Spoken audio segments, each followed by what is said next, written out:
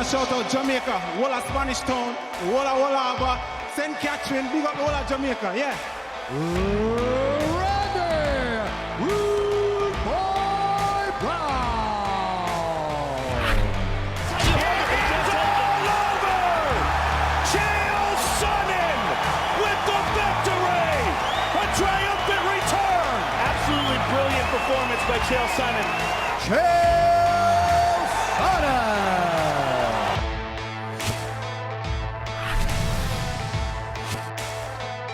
Welcome to UFC Unfiltered.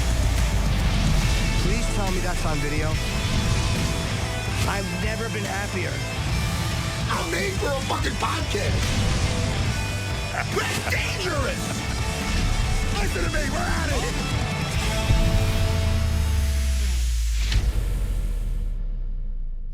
Welcome to UFC Unfiltered. Matt and I had a little technical glitch before, so we're going to be starting in a second. We got a really good show. Two of our friends are on today. Randy Brown, who had a tremendous fight on Saturday, and of course, the great Chael Sonnen. Let's bring Chael in. There's very few people who are really as fun to talk to as Chael Sonnen. A lot of fun. Yeah. Lots of fun.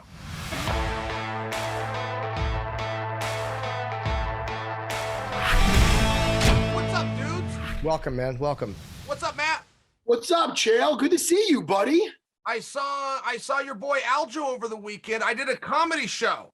Dana produced a comedy show. I got asked, a non-comedian with no experience, Adam Hunter, asked me to come out. I was on stage. I looked in the crowd. I saw Aljo. Thought I would tell you. Wait. I want to. Wow. Well, that's fantastic, but I want to hear about the comedy show. Yeah. Okay. Were you doing comedy?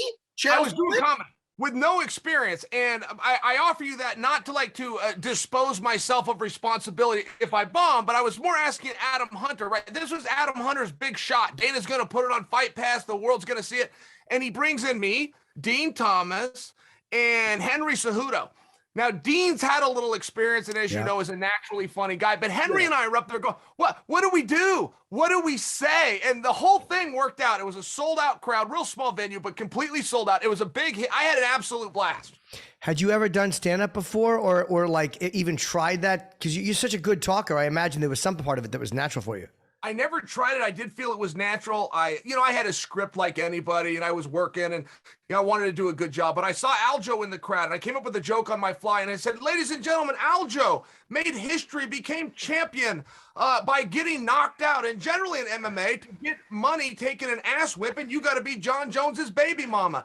And his journey is right, but you see where that's funny. I had the crowd; they were eating out of my hand. They loved it. That is fantastic. How much time did you work on your bits? Was it you, or did you get any help? I got some help. Steven Crowder used to do some stand-up, and so I talked with him a little bit. Yeah. And I was studying comics, and I was trying to find somebody. My ultimate plan was to find somebody and plagiarize them that is good enough to make the show, but dead enough to not sue me when they find out I stole their bit. And so that's what I set out to do. And I basically got inspiration. It was 10 minutes, and 10 minutes may not sound like a long time, but when you don't know what you're doing, 10 minutes could be an eternity, fellas. 10 minutes took me a couple of years to work up to. Like, it was real. That's a lot of time to do if you have no experience. That's actually a real big, tall order. It was a lot of time, and I was in the back with Henry Cejudo, who was the first one to go on. Guys, I had to give him a massage. I've never seen Henry so nervous. This is an Olympic champion. This is a world champion. He couldn't speak. He looked like he had seen. I literally came over, and I was talking to, hey, man, it's going to be okay. You can get through this. And he was great. But he was nervous. It's a real thing, Jim, as you know, to go out in front of, it's a real thing. Yeah, it's scary. Hey, Chael, I did this one time. Like you said, you did this the one time. I did it the one time when I was looking for a fight. And that one of our, we do stuff on those shows where we're in Alaska, we did dog sledding. We were in LA and we did that. We did the stand-up comedy. I didn't do nowhere near 10 minutes. And I'll tell you right now, and tell me if you can relate, the feeling afterwards, it was kind of relatable to winning a fight. It was like right? Did it feel? How did you feel after you got off stage and you said it went well? Very much like you said, I was sweating going on to stage and hearing the crowd cheer. I mean, this was a small venue, but to hear them cheer again, Yeah, I got why Henry was nervous. I got it. I had it memorized and I was going to go up and say the words and sit down no matter what happened. But I was sweating. I had that sense of success, like a real brief high. I went out to dinner afterwards with my wife. I couldn't eat as much because I was high. I was so proud of and she was even saying that. She's like, there was only 100 people there. Would you, eat your veal? And just one of those things. But it was a rush, man. It was a rush. Bombing in front of 100 people, though, is still bombing in front of 100 people. So that's a big show. They're filming it, and it's your first time. That's a big deal. It was a big deal. And, good for Adam Hunter. If you guys know him as a comedian, he's kind of unique with his niche in that he makes MMA jokes. So he's got to have his audience. But for that crowd, he had tremendous support. He had a ton of fighters show up from Francis Ngannou to Aljo. 2 sitting champions come out to support the guy. Jake Shields drove in for him. The community really came together. It was cool, man. It was cool. I'm bragging to you guys. I'm bragging. I had a good weekend. Where did you guys tape it? Was it Vegas or LA? Vegas. They did it at the Strat. Yeah, LA Comedy Club on top of the Strat. Oh, nice. Adam's very funny, though. None of that would work if he wasn't funny. Adam's funny, and he's a really nice guy. He's a good guy. Yeah. I know Adam for many, many years from New York, and then he moved out, and I'm happy to see him doing that. And he picked good guys, though. Like, again, Dean has some experience. You were always so good at talking and being on the mic, and Cejudo's another guy who's very comfortable talking and being funny. So that's a natural 3 to pick. Dean is very natural. I don't know if you guys saw, but Dean did a parody of Stephen A. Smith. He was teasing Stephen A., but his impression was so brilliant. It went viral. Dean was surprised, going, man, I didn't know people were going to love that. I didn't know Dean is a naturally entertaining guy to be around. Yeah. So much fun. Speaking about entertaining, when I found out you were going to be on, old friend, I was thinking, I go, well, how come Chael Sonnen never got into 2 things that I think you would be phenomenal at? Professional wrestling and acting.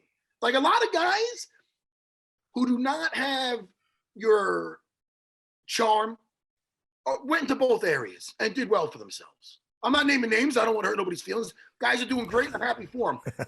How come you're not dipping your toes in those waters? I had a cup of coffee with wrestling. I don't know if you guys remember something called the Monday Night Wars, but it's when Vince McMahon and Ted Turner were both on Monday at the same time. Wrestling was never more fun. I happened to be in college. We'd all get together. We'd flip the channel back and forth. But during the Monday Night Wars, WCW, it was called, that was Ted Turner's product, would advertise something called the Power Plant. He would put up a 1-800, hey, want to be a pro wrestler? And he'd put up the number. And one day I called it. So next thing I know, I'm flying out to Atlanta. It was a 3-day tryout where they just try to exhaust you. Matt, some of the old stories you've heard of the Lion's Den, how Bob Shamrock would break guys in, but it had nothing to do with MMA. It was just exercises, calisthenics. If you quit, we don't go on to the next phase. So that's what we did for 3 days. Everybody washed out but me and one other guy. And so we both got invited back. That was 1998. I had 2 years of college left. So I finished college and I was planning to go to the power plant and train for WCW. They went out of business. Oh. And the world was a different time. There was no Twitter. There was no Facebook. It's like reaching somebody was really tough. I had no contacts. I didn't know who to call. I didn't know how to break into that business. Meanwhile, Randy Couture was right up the road doing MMA. I went to MMA practice instead. Is there anything you would do now, though? Because a lot of guys, it seemed like Kane had his run. Obviously, Ronda was very successful, and I think you would do really well there. You're a big name in MMA, and you're still great on the mic. You're still in great shape. Well, thank you for that. I spoke to WWE one time, and I was 33 at the time. I was getting ready to fight for a championship, but I was 33.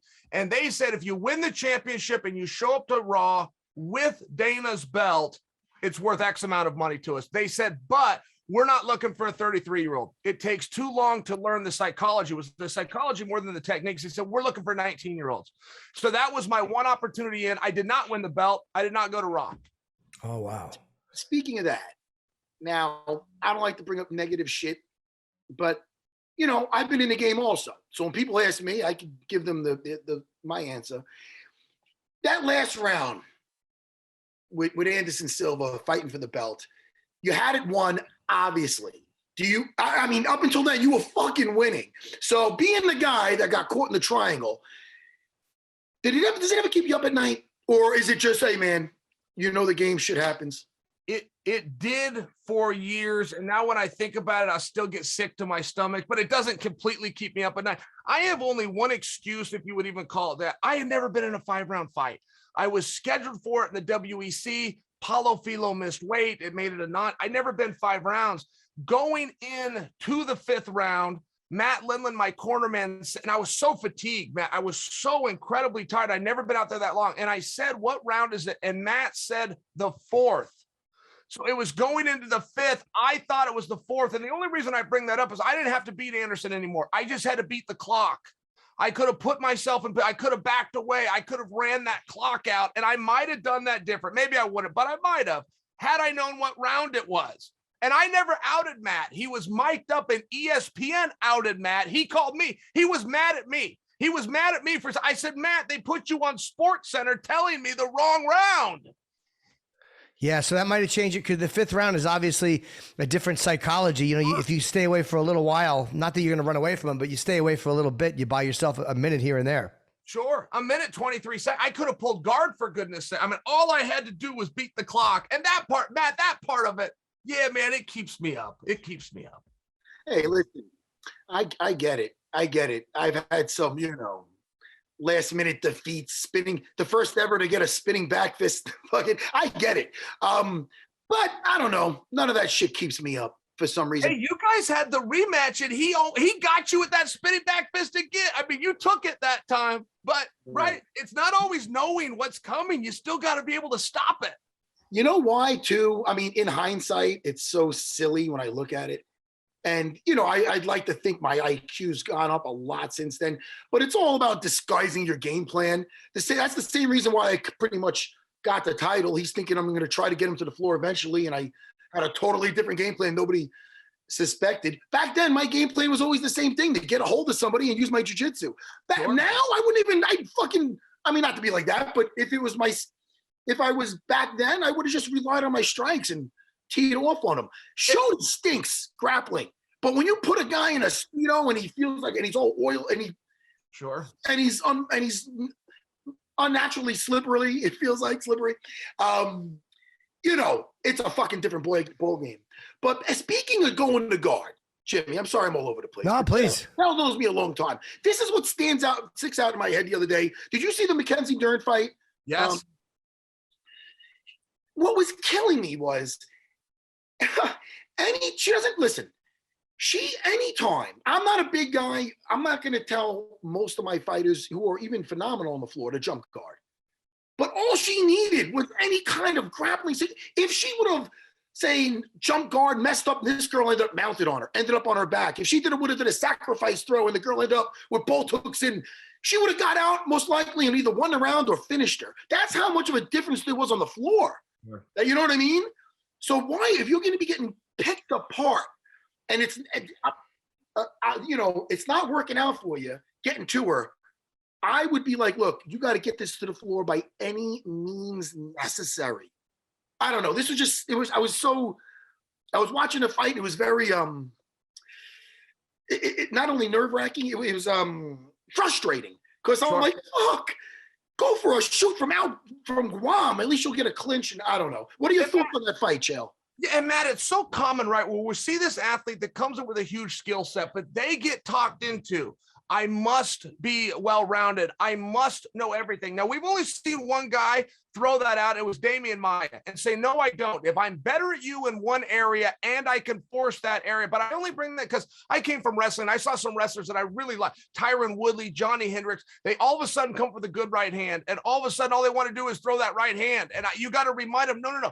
That's plan B. Go to plan A. Go to plan A again and again, unless it just absolutely gets stopped. Then you come to that right hand. But we see so many people come in this sport, and I agree with you. Dern is so meaningfully better in that position, but has almost talked herself in to showing what it is she's learned. It's like, no, you don't have to do that. You don't have to do that until you have to do that. Exactly. What did you think? I'm surprised she got out of round 2.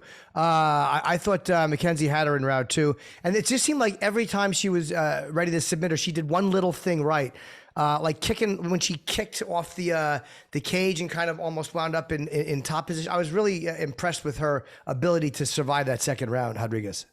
And Rodriguez also did something wise in the post fight. She called out Joanna Jedrzejczyk. Now, I can't remember in my life anyone that's called out Joanna. I know people that fight her when their phone rings and this is who gets up. Nobody wants to fight Joanna.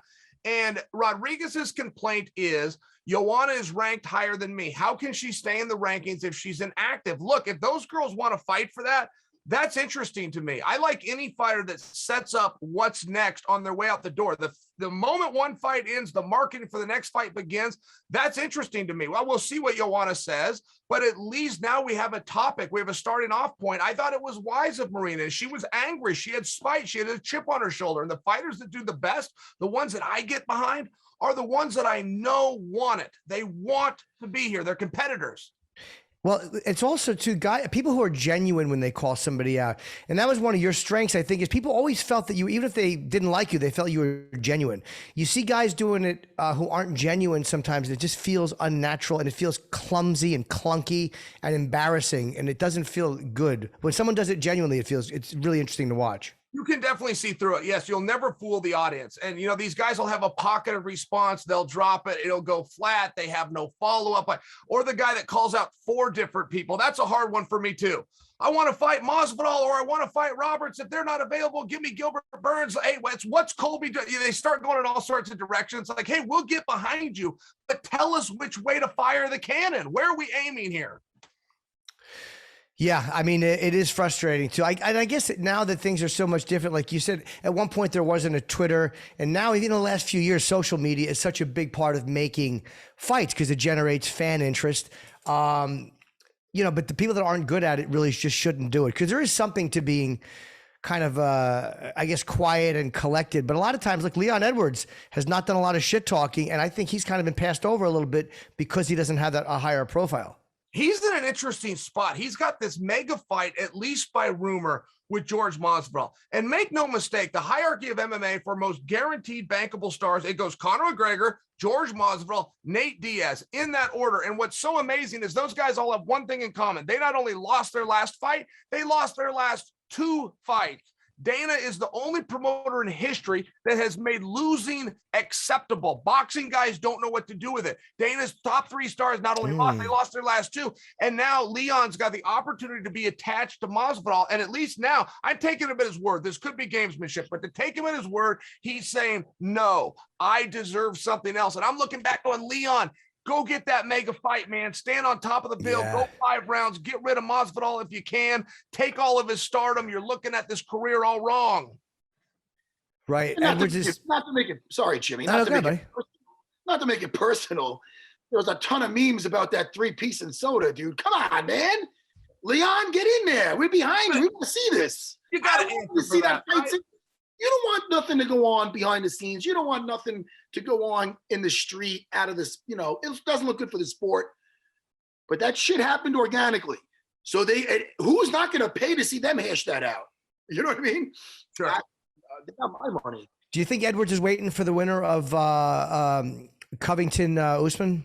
He says that he is. And Usman's in a very interesting spot, right? He's chasing George St. Pierre's greatness. And one thing that George had is not only did he beat the division, he then beat the division a second time. I feel as though that's where Usman is. I think that's what Masvidal Part 2 represented. I think that's what Covington Part 2 represents. But just to remind you guys, he's already fought Leon.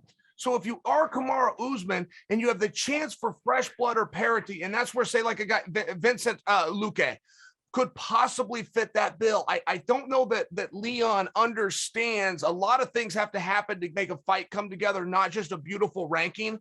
And I think that he could be waiting for nothing. There's nothing that says that Masvidal has to sign on that line, and there's a lot of good options. That's a great point. So you think that maybe if Edwards and Masvidal fought, did you mean Usman signing that line? If Masvidal and Edwards fought and Edwards wins, whether excitingly or not, maybe that makes him more attractive to Usman if he beats Covington the second time. I think that's right. I think that Leon is missing. Like, he doesn't get to choose. I'm just going to sit out and pass over mega matches and then be guaranteed that either Kamara or Covington agrees to fight him. I mean, there's a lot of things that have to happen there, and you've got a window. Everybody knows it, man. You've got to get paid when you can win the matches you can win when you can win them.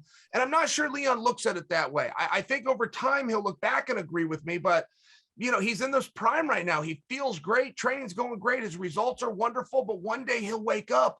You're never done with this sport, fellas, but one day you'll wake up and this sport is done with you. Very true. Very true. You also mentioned, I'm reading here, that you mentioned the only fight for Maz Videl would be Nick Diaz.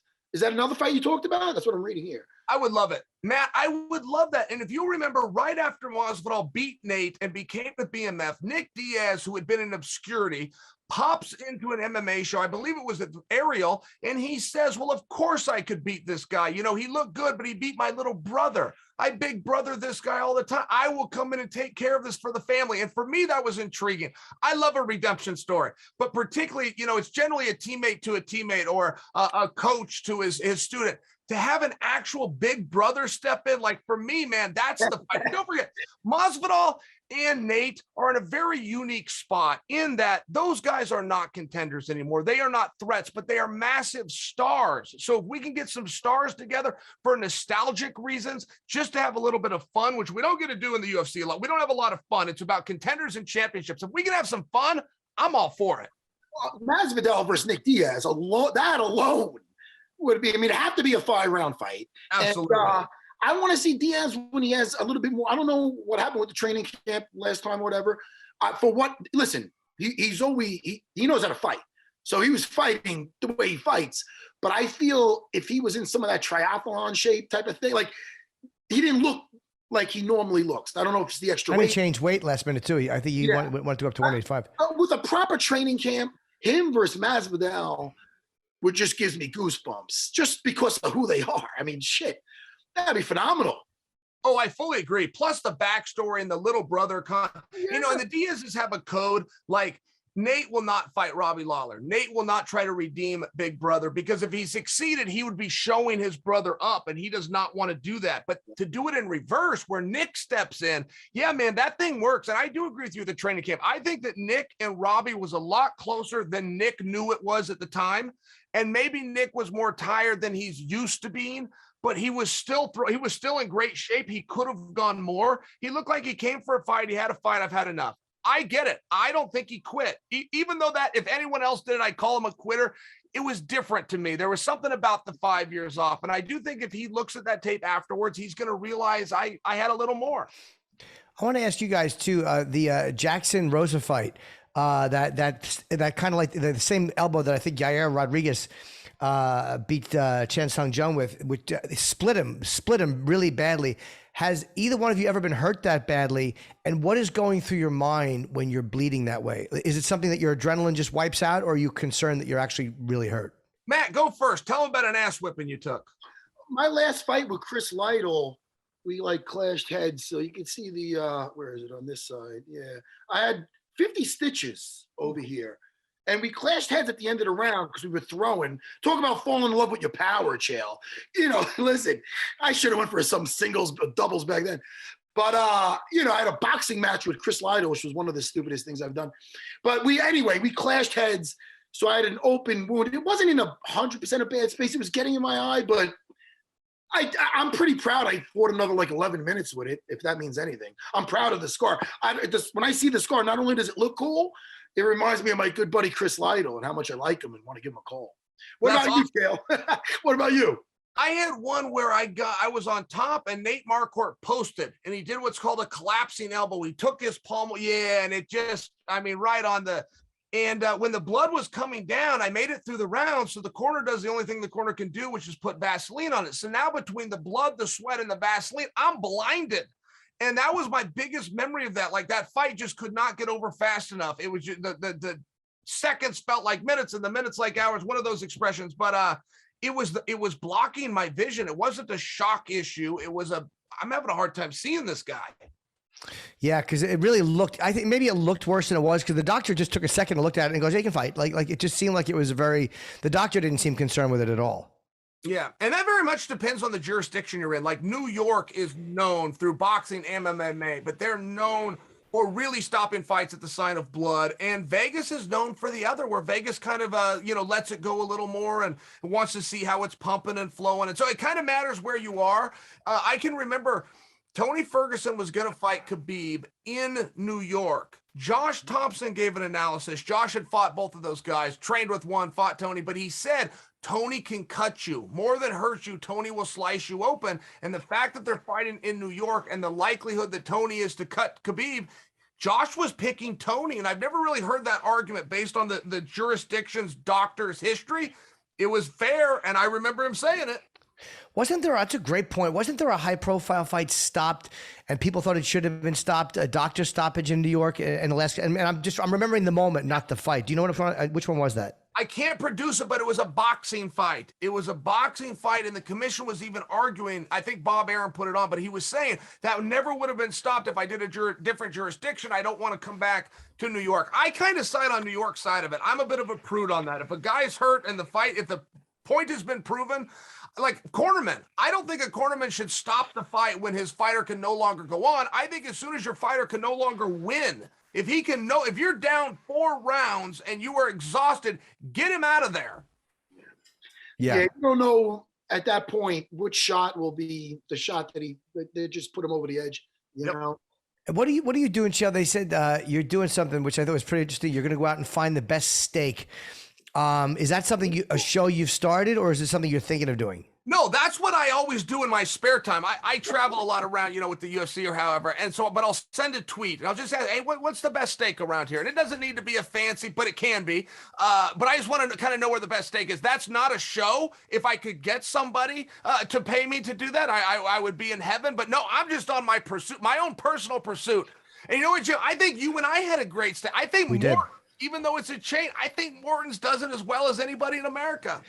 Morton's is good and it's consistent. It's like, I agree. They're amazing. The food is always the same in every one you go to, and it's always good. I've never actually eaten at, the famous one in Brooklyn that's cash only. Like, what the fuck is that? Everyone knows the name of it. I can't, Matt, the most famous steak place. It's bothering me now. I know it too. It's going to drive me nuts. You've got Smith and Lewinsky's, but you're talking about a different one, but it's right in line with that. I'm gonna look it up. Peter Luger's. Which I've never eaten at, but that's just something you're doing because they told us about it before. So like, maybe Chael's doing a new show. It's just something you like to do when you go out. Yes, there's a place. I put it as the best restaurant I've ever eaten at. It's called Mr. Chow's. There's one in LA. They've opened one at Caesar's Palace in Vegas. I submit for you that Mr. Chow's is the single best meal I've ever had. It's Asian fusion. Nobody knows what in the hell that means. Like, by example, they have a turkey spaghetti at this Asian fusion. They have a turkey spaghetti that's just, the entire place is phenomenal. If I was to recommend a restaurant, since you name drop Peter Luger's, I'll submit for you Mr. Chow's. I would have thought that was just. I sounded like I thought there was a Mr. Chow's in New York that just served Chinese food, but maybe it was just the same name. I went there with Dana one time when I was in LA. It was good.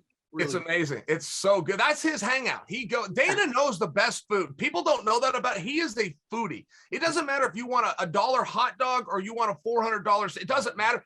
That's the guy you ask. Dana, where should I eat? He knows food.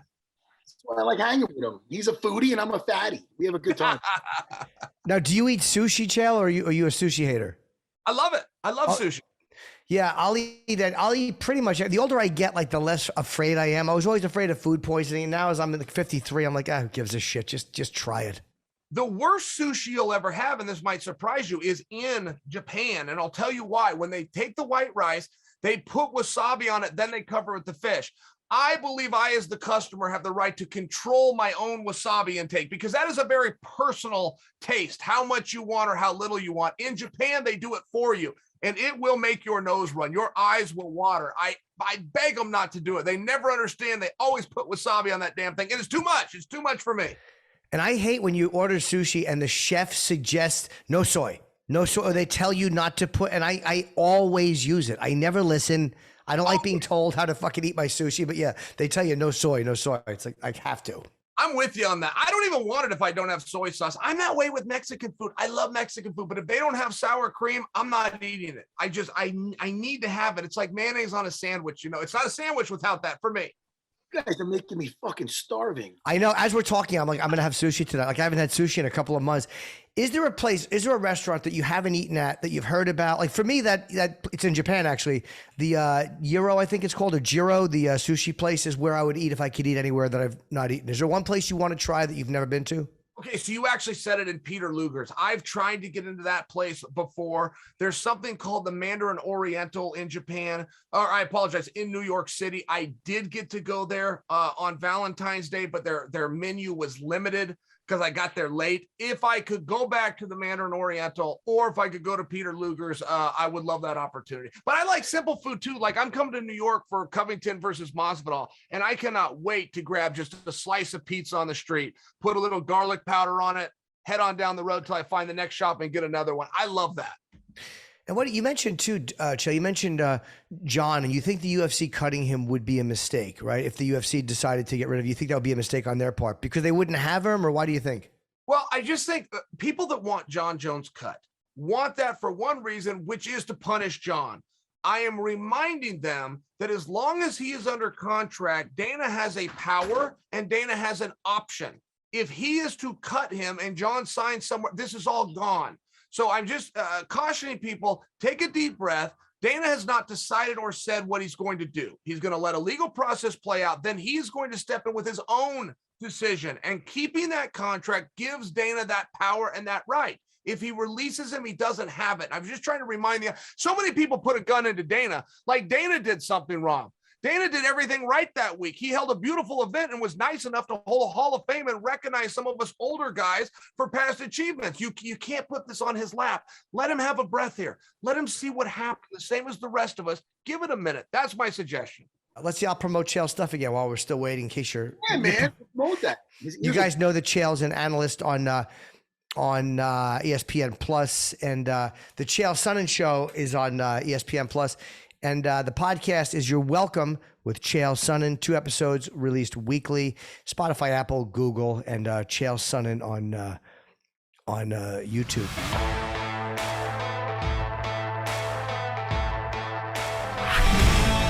Thank you, Chael, for coming on the show. How was that natural?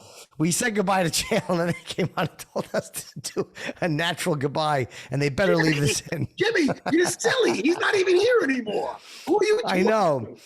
It was just one of those things. We had a little bit of a glitch, and we're going to Randy Brown now.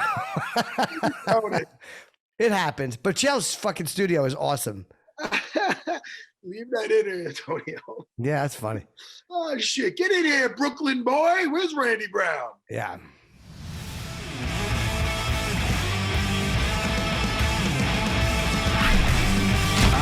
Boom. There he is. There, Randy. What up? What up? Hey, buddy. Randy, what's up, dude? I'm looking at that art behind you. Is that comic book art? What am I seeing?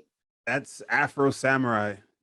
Fuck. The African samurai trains with me. You ever meet Manny? Yeah, he knows all about that. That's Manny's bag right there. Does he know that? Absolutely. I love Manny. And first of all, hey, man, congratulations, bro. Us, thank you. Hey, never looked fucking better. How about you having a ball in there? You look like you had a party. It was fun. I had a good time. I don't know. I was just in a zone where I was just happy, man. I was happy to be there. I was happy. I was just absorbing the moment and just doing my thing. Were you concerned after that first moment with your foot?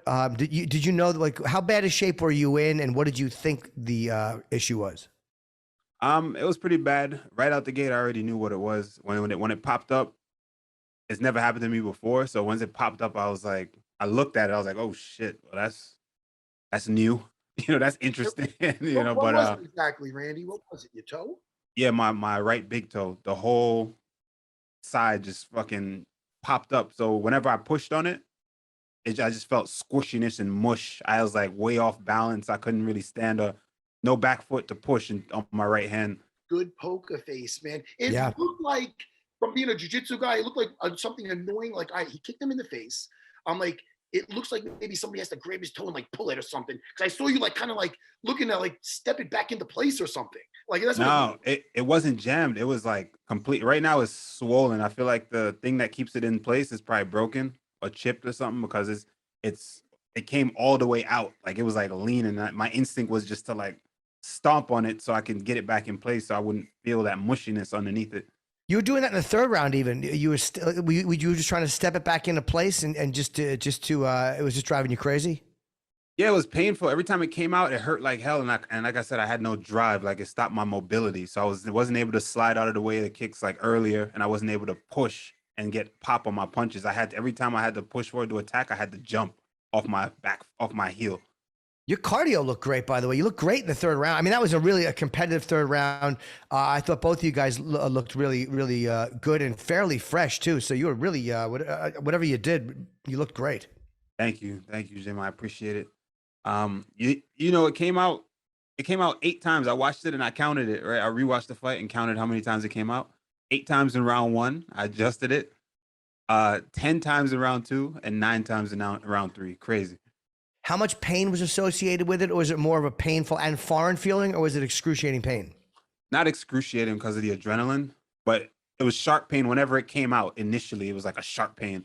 And then while it was out, it was uncomfortable and no balance. So another sharp pain to pop it back in. But then in between those moments, it was good. Hey, you're lucky too. I mean, look what happened with O'Malley, right? He had that weird issue with his, was that his leg or his foot where he couldn't put any pressure on it and he wound up losing the fight. So it's a miracle that you got through the whole fight like that. Yeah, man. Oh, I thought you meant the one with O'Malley when he was actually won the fight, when the guy jumped on him when his leg was broken. No, I meant against Chito Vera. Oh, yeah. No. Yeah, I got you. Hey, Randy, first of all, your setup looks awesome over there. Is that where you do your Twitch stuff? Yeah, this is what we do, streaming, Twitch stuff, gaming, all that good stuff. I will be there. I will be there one day. I'm telling you, man. I always tell you, you'll love Twitch, man. You got to get it. And if you come on Twitch, man, everybody will just show you so much love. It's going to happen. It's so going to happen. I met with the UFC Twitch people. Nice. When I was over there, and they talked to me. I'm just, I ease into things. You're the guy, man. I see you at the school, man. Jimmy, he visits. He comes down on Tuesday nights, and he nice. Gets them rolling in. And how's my buddy Nardu Deborah doing? How is he doing? He's good, man. He's still, real life samurai, man. Real life samurai. Guy doesn't age. His instructor does not age. He looks like just. I know him for man, over like 20 years easily, and I love seeing him in your corner. You guys have that that respect there with each other, the student master thing going. I love it. And Ralph Mitchell's an old school martial artist that people don't know about. Do you know Ralph Mitchell? Yeah, that's we call him Sifu. That's my instructor's instructor. So that's like my granddad. Another guy. I just wanted to get his name out there because I know Ralph a very long time also. Yep. So that's good, man. You're making everybody proud. So who did you call out, or did you call out somebody? Remind us. I didn't call out anyone in the moment, but I had to go back and look at the rankings. But there's definitely guys that I'd love to fight. Coming home and everything, all the energy's down, and I'm able to look at the rankings. Yeah. I think me and Jeff Neal would be really good. Ooh. I think that'll be a nice fight. Bring him back and give me an opportunity to move up. What's he ranked now? I'm not sure. I think somewhere like 12 or something like that, somewhere around there. So I think it's a good matchup stylistically for me, and I think just stylistically the fans would like to see that. He's a guy that's pushing forward. He's throwing bombs. I'm a guy that's very elusive, and I'm cutting angles. And I think I could make a nice fight for everybody with that. Yeah, Neil is number 10. My eyes are so shit. Yeah, Jeff Neal number 10. Nice. Did you just write that, Antonio? Maybe you did. Our producer said that to us. Yes, he did. Hey, was this the first time your dad got to see you live too? Yeah, first time ever. He's never seen any of my fights. We talk about it. He's able to hear my fights. It's funny. So it's locked down most of the time when I'm fighting, so they can't really get to see it. But what they do is the guards will turn the TV up for that whole block, and then whenever I win, everyone's kicking the door in celebration of me, whenever I'm fighting. So that's cool. But I've never got to see it. So this time they actually let them get to see it. So that was cool. Oh, that must have been amazing. Did you talk to him after? Yeah, he's super proud of me, man. He's happy, really emotional and all that. So, bittersweet. Yeah.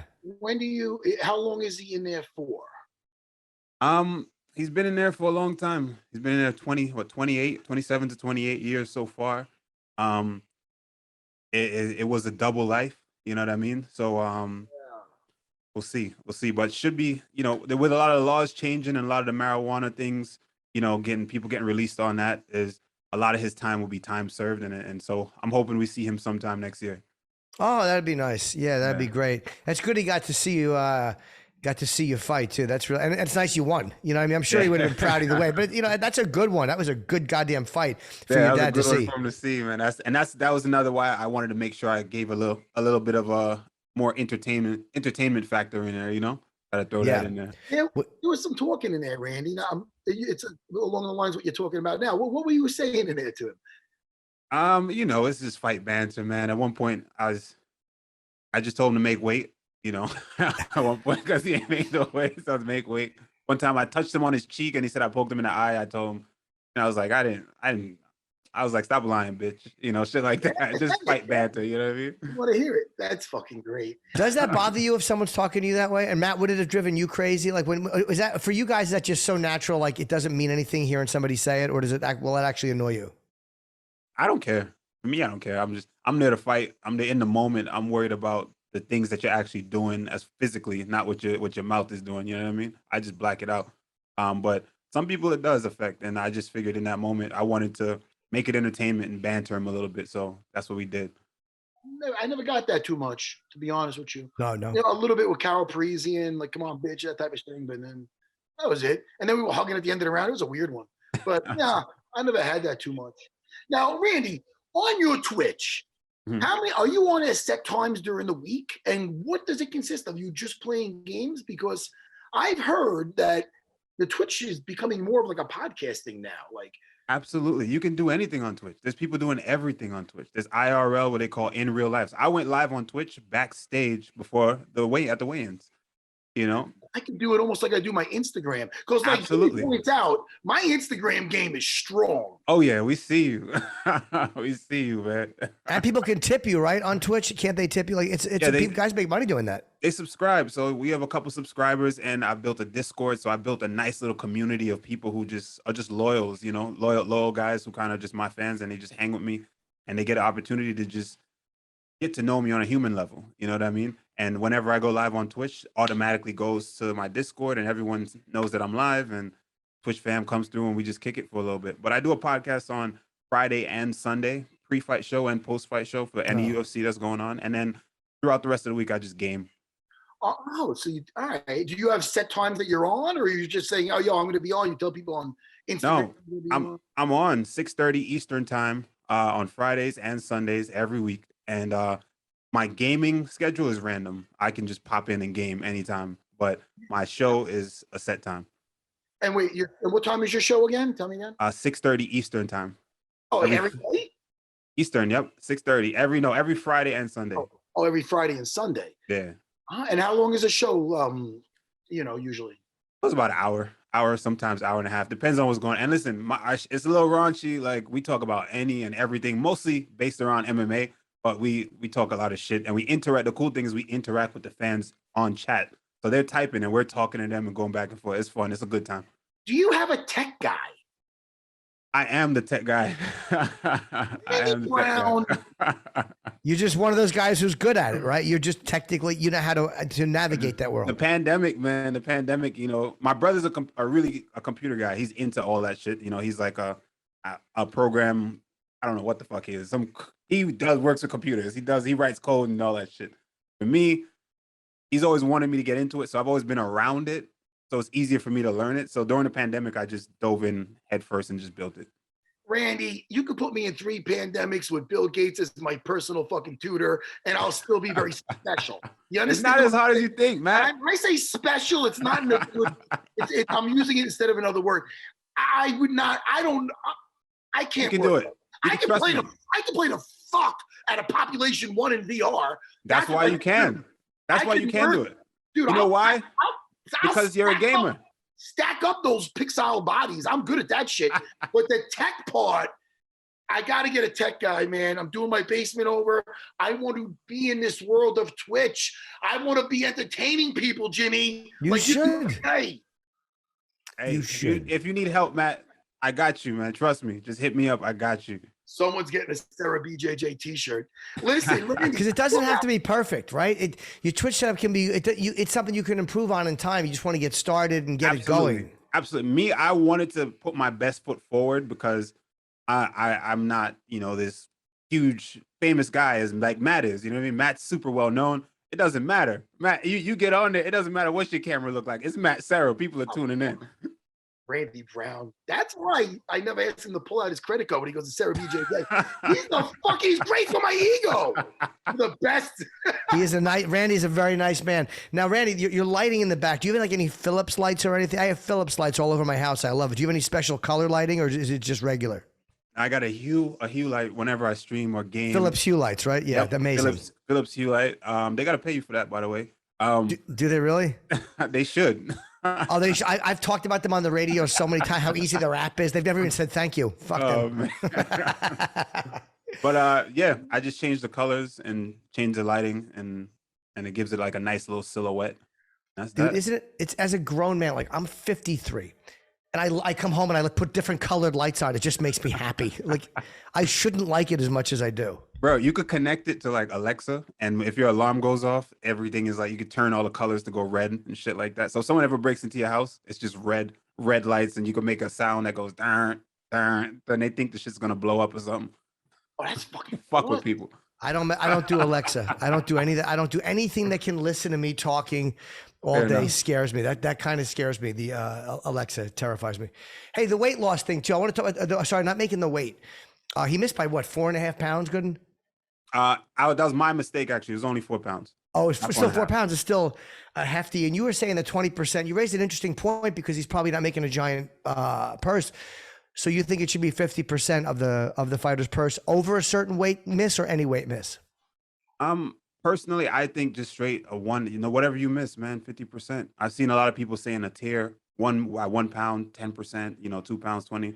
I disagree. I think just hit everybody for 50, man, and that'll change things. I think because guys miss weight on purpose trying to get an advantage, You mean they're willing to part with a little bit of money to get the advantage? Absolutely. And especially if you're not making a ton of money, the guys are like, yo, all right, well, what's $3,000 out of whatever I'm making? If I'm making 15 grand, not a lot of money, what's $3,000 out of 15 grand?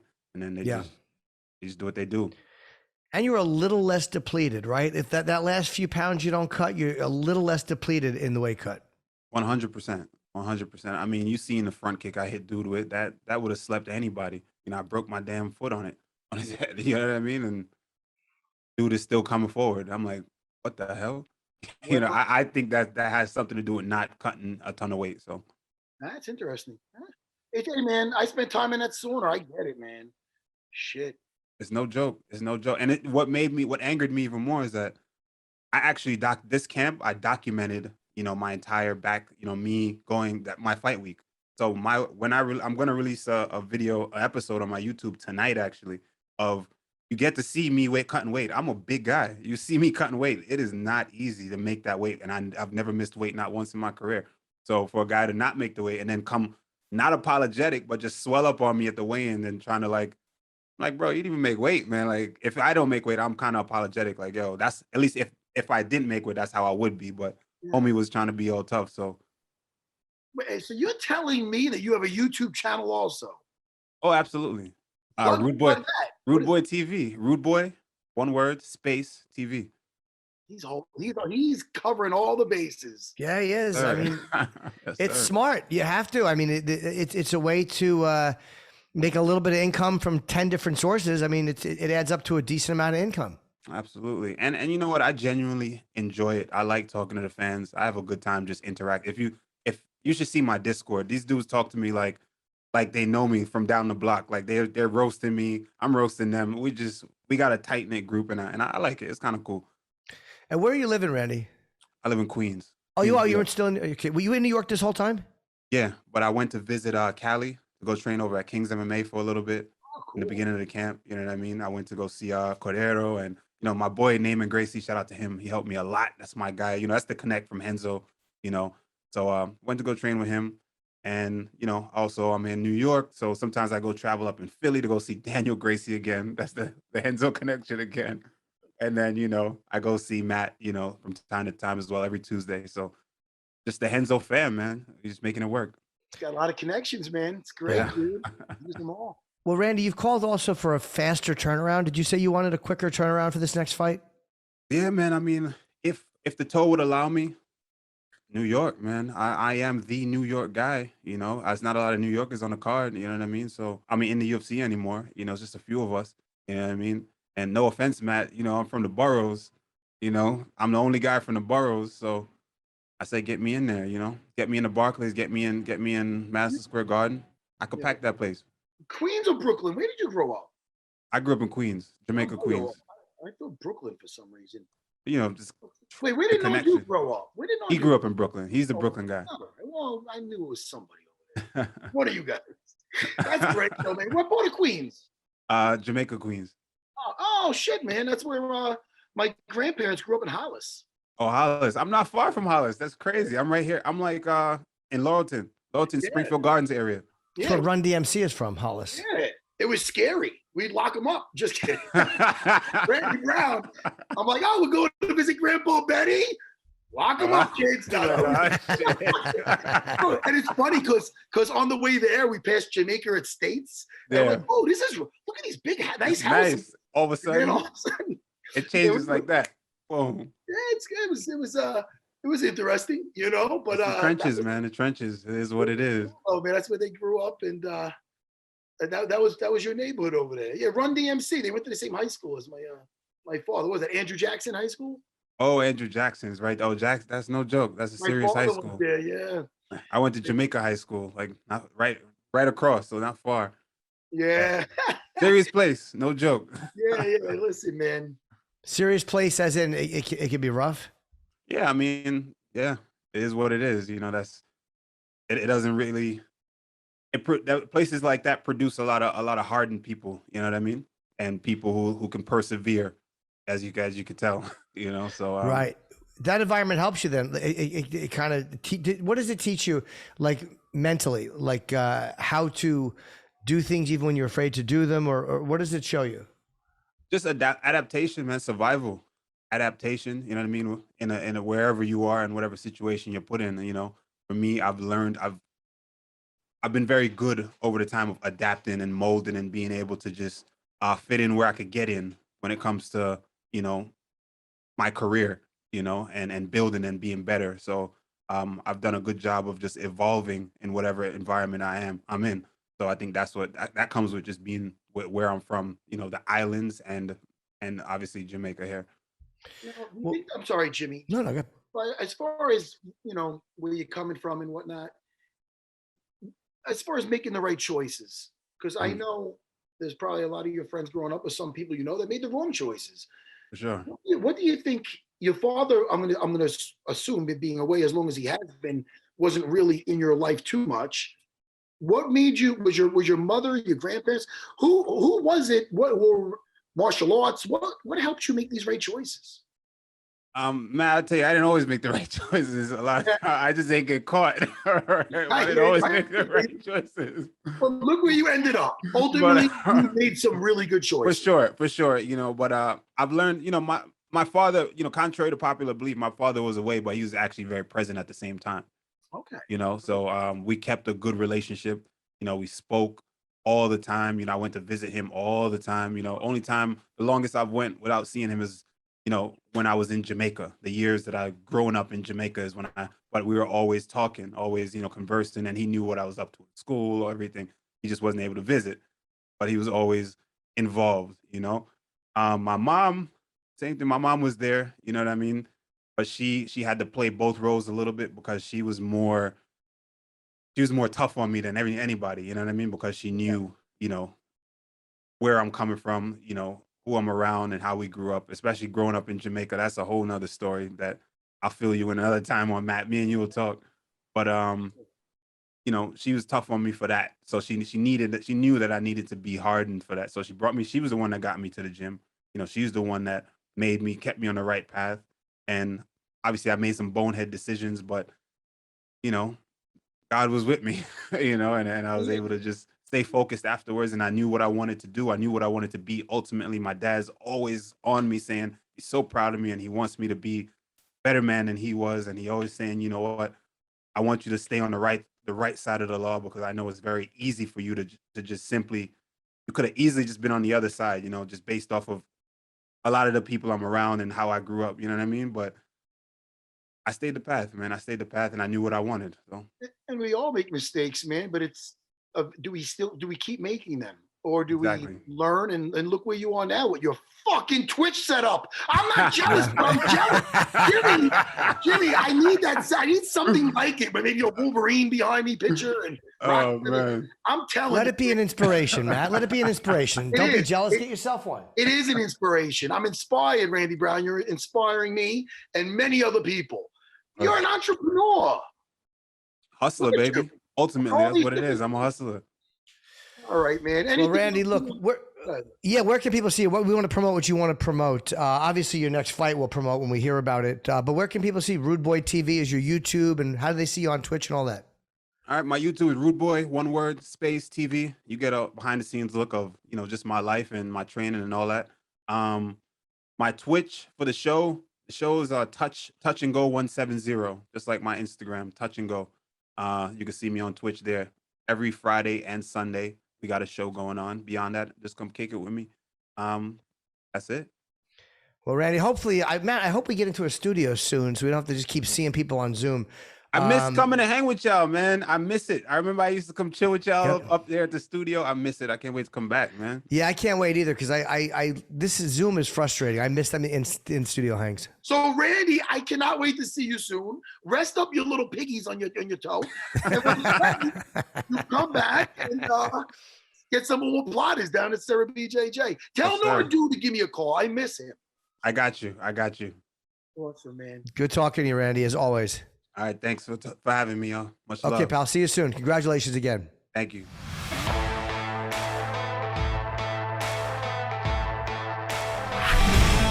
Yeah, he's really, really nice. I'm happy for him too. I'm happy his dad got to see him fight. Yeah. That was a nice story. Well for himself. So I kind of expressed my my thoughts on I'm saying a lot. The Mackenzie Dern fight.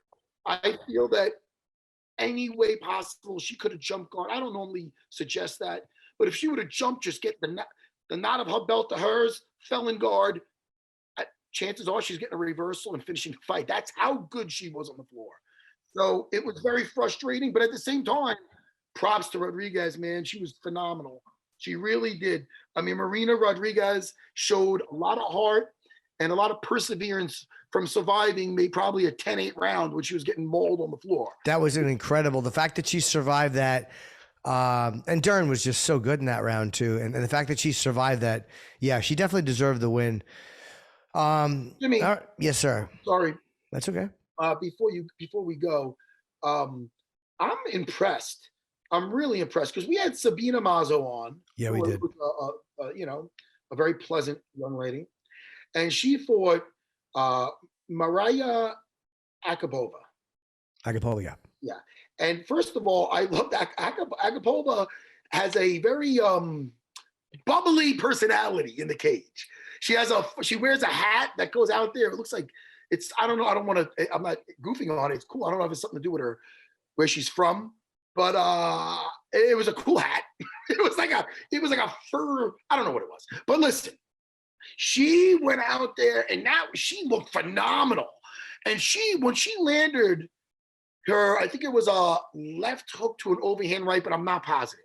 I'd have to see it again. She jumped on her back and she got a rear naked choke. Did she even tap, Matt, or no? Oh, she tapped. She tapped immediately. Oh, I didn't see her. I wasn't sure if she tapped if they jumped in because she was kind of out. She tapped. Oh, okay. Immediately. So I watched her be like, wow, she tapped quick. But she was really out of it. And you could see her tap. It was something else. Yeah. Oh, I missed that. Okay. I thought that he just jumped in and saved her. Okay. I remember because I'm like, man, she tapped quick. Right. I remember thinking like, wow.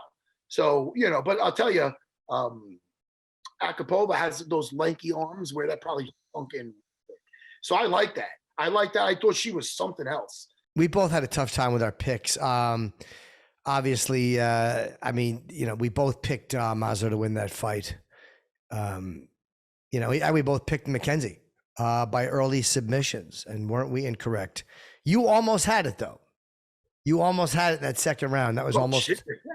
you know. That was a great fight. We both picked Randy Brown. What do you think of the Tim Elliott decision, man? That was close. Yeah, it was close. It's funny to hear James Krause saying that he. What did he say, by the way? No, I'm laughing because I saw that it's close and you're kind of saying it, and I looked at your pick and you picked Nikolai. Yeah, I picked him by a decision. But again, who cares? You know, James Krause said that he made a tremendous error coaching. Right. What did he say? Well, I think he felt that he was saying that he said going into the third, he thought for 100% sure that they had 1 and 2. So he didn't push Tim Elliott hard enough for the third round. All I know is I like when he's like, you know, a guy's close to him when he's like, listen to me, you fucker. Listen, you fucker. I love that. That made me so happy. I don't know why. Because he's getting through. Because that shows me that him and Tim Elliott are close. And that he could talk to him like that. Like, listen, just listen to me, you fucker. He wants to get it through to him. I love that kind of shit. I like hearing James Krause in the corner. Yeah, I do too. You know, I like James Krause a lot. What else we got? What happened here? What happened here with Luis Pena? You got arrested? Get arrested, yeah. They're saying it's domestic. I mean, I just don't know if it's true or what happened, but yeah, there's not a lot of details. Yeah, I don't like that. Twice in 5 months. He's a nice guy too. He's a really nice dude. I hope he you know, gets some help or something because I like him, and sometimes people just need some help. Yeah. Usually those things are fueled by something. Again, I don't know him that well, so I certainly can't say he's doing anything. But if that's true, you hope that he does straighten out whatever's Jimmy. I would getting to him. Yeah, no, I'm sorry. I didn't mean to cut you off, Jimmy. No, that's right. I just want to really mention Lupi Godinez versus Silvana Gomez. Yeah, on the prelims, yeah. Lupi looked phenomenal. She looked phenomenal, man. Do you like a round 1 armbar? Oh, I thought it was phenomenal. I thought she was, but the whole thing, she was great. I'm like, where did Lupi come from? You know? Yeah. And I like Lupi. I'm a fan of Lupi. I'm Lupi for Lupi. Too far at the end. Did I take it too far? No, I'm just thinking how lucky Chael was. Why? Because the sound cut out. Well, I feel lucky to see Lupi. Okay, I can't get enough of Lupi. Can we have Lupi on here? Let's get her on. Matt wants her on. We'll get her on. You know. All right. What else? By the way, before we go, let's have Adam Hunter on again too. I love Adam Hunter. Yes. I think that's a great idea what he did. He picked some really, really good guys. Of course, Dean and Chael and Cejudo is really funny guy too. So let's have Adam Hunter on again soon. I'd love to talk to him. And you're saying for him to bring me out to do my return? Nobody wants to see me do fucking Jimmy. That's not true. Jimmy, I will never do that shit again. Oh, but what I will do, I had one bit, I used it. What I will do is I will do with you, Jimmy, a little, I will do something called An Evening with Matt and Jim. The Chip Chipperson podcast. Well, I wasn't getting at that. I was saying an evening, UFC Unfiltered, an evening with Matt and Jim, or something like this. Something where it says us in a quaint place. I don't know, what, 150 people, 200, 1,000. No, 1,000 is too much. But a good amount of people. A good group. Okay. 250. And but it'll be good. Jimmy, hey man, I miss you. And we're going to talk in a few days. This was a fun show. The new Chip podcast is up. And go to chipchipperson.com to get all those great shirts, those monster shirts. Do you want a Chipperatu shirt, Matt? What is that? Can you show me what it looks like, please? What is it called? Remember Nosferatu? Let me see. Wait, who is that? Is that a vampire? That's fucking. Oh God! Oh God! Oh, something you can't unsee, Jimmy. Please. I know. It's actually genius, though. God. Oh, man, I'd like to see Doug Bell as that vampire guy. Would you? Why? Do you have it? What are you reaching for? No, I'm just saying. Oh, the Dawn of Doug. Who comes up with? Did you come up with this yourself?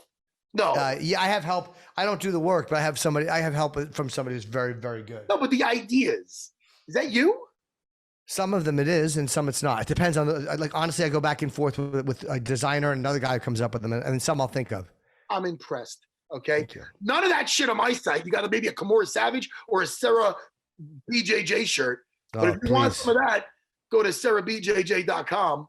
Other than that, I'm on Cameo also. Jimmy, I'm going to see you in a couple of days, and I cannot wait. What's today? Today's Monday. See you Wednesday. Thank you to Chael, and thank you, Randy.